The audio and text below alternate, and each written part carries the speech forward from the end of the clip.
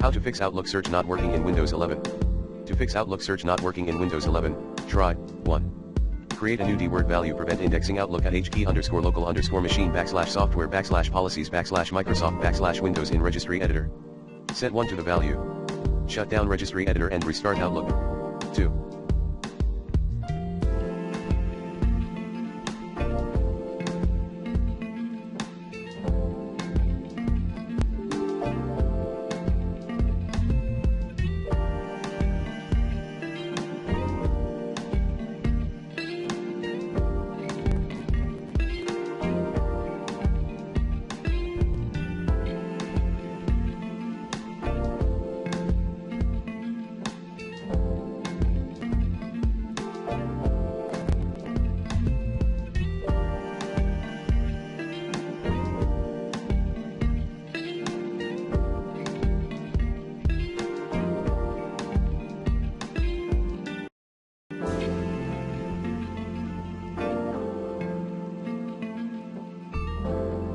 Keep your system and Outlook up to date. S.